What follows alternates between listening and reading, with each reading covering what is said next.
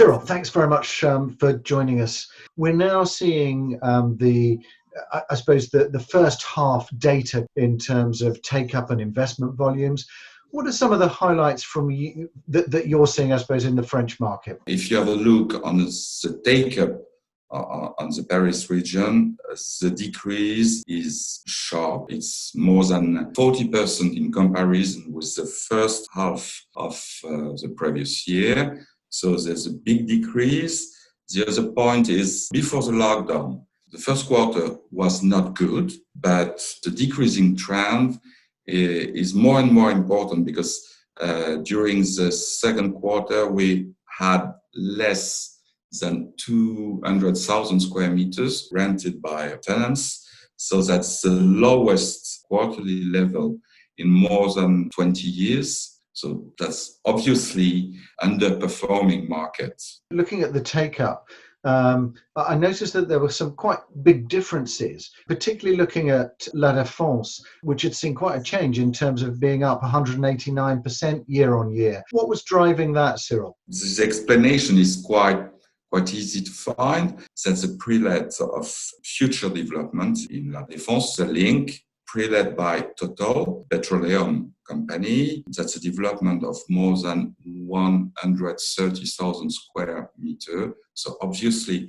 if you have a look on the take-up for the first half of the year in La Défense, it's a bit less than 160,000 square meters. So in one deal, you have quite 80% of the market in La Défense. This single deal accounts for quite 20% of the regional take-up. So the things could have been worse without this deal. And obviously, we will not see such another deal like this in the next few months. There appears to be still increasing at rents in a lot of the areas of Paris. You always have to take care, because if you have a look on the rents, usually you have a look on prime rents. During the lockdown, you had very few large deals of over 5,000 square meters.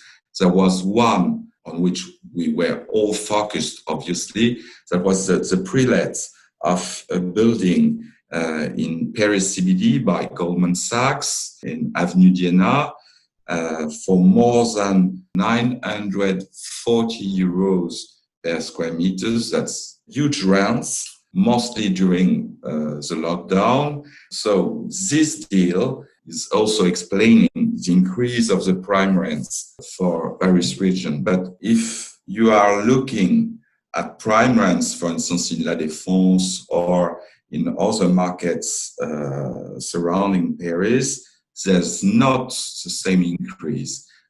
Even in some markets, you also can see some decrease of prime rents. So both are true. Some rents are increasing, but also some rents are now decreasing. So the fact is, if you have a look on price and rents, that's the same thing for the investment market. The gap between the prime segments, all the normal buildings, the gap is increasing. And you mentioned there the investment side. Let's look at some of the data for the investments. Let's start with investment volumes. What have you been seeing there? There's one major difference with the letting market is when the lockdown happened, the letting market was already on a decreasing trend. It was totally different for the investment market because in France, we had more than 7.7 billion euro invested just during the first quarter. That was the highest volume for a first quarter. So we were a buoyant market at the beginning of the year. Then the lockdown happened, and suddenly we saw a decrease of the investment volume because, for instance, for the second quarter, we had less than 4 billion euros invested in France in comparison with quite 8 during the first quarter. But it's also important to keep in mind that even if it's a bit less than 4 billion for France, it's quite an important volume in comparison of what we saw during all the previous years. And for instance, just after Lehman Brothers crisis, the annual investment volume in France was less than 10 billion euros for a whole year. So 4 billion euros within a quarter. It's less important than before, but that also means that the French market is still in the focus of the investors. Let's take a look at asset types. Just by asset type, were there any particular trends that you spotted? The lockdown, people were not able to go to do some shopping and all these things, and so the retail assets are decreasing, and that's probably the worst situation between all the kind of real estate assets. But the fact is that's not true.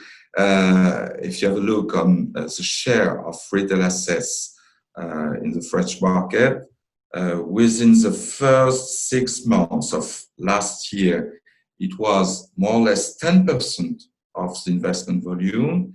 And this year, for the first quarter, it's 18%. That could be a bit surprising. The fact is, there's quite an easy explanation for that, is the biggest deal since the beginning of the year is the sale of a shopping center for portfolio, sale by Unibail-Rodamco for more than 1 billion euros. So obviously, with this deal, there's a big share for retail assets. That means that you've got some investors.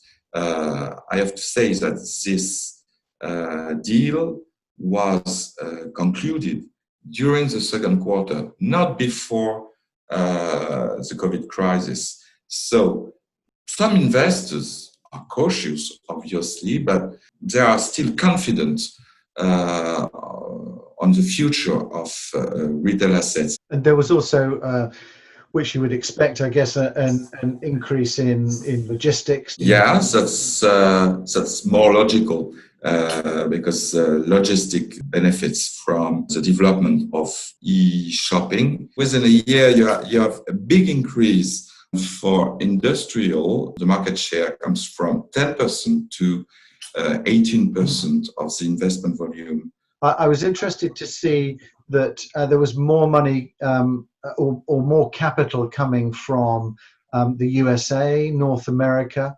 but also the section that you've got there, which is other, had risen from 4% to 11% in comparison to last year. What's making the changes there? Others this year is mostly investors from Middle East, with some big deals mostly done during the first quarter, so before the lockdown. The other trend is the increase of the share of investment from North America. It's not only from the States, but also from Canada, with investors such as Ivanhoe Cambridge, which are very active on the French market, even during the second quarter. So even during the lockdown and the post-lockdown period. And I think that's quite interesting to see that some major international investors are still focused on the French market. In terms of the yields, Cyril, what did the research tell you? If you have a look on prime yields, they are not moving, or they are even sometimes decreasing, because when you are able to buy a prime asset, you have to pay a higher price. So the prime yields are remaining stable, and in an historical point of view, they are stable at very low level.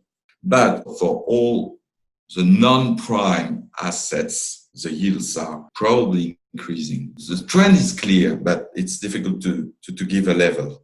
Thanks very much for talking through the research with us today, Cyril, and Thank you very much. look forward to seeing the next quarter.